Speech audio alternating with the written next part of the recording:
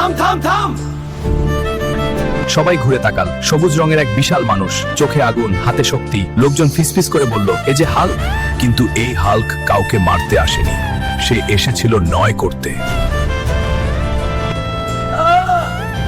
ভাড়া না দিলে বাজারে বসতে পারবি না।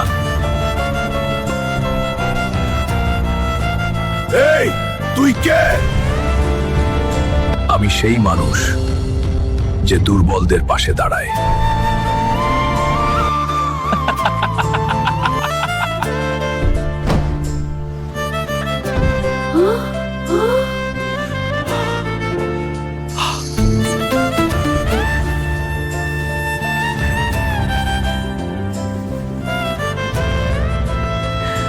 আপনি কে? লাইক সাবস্ক্রাইব कर दो गाइस।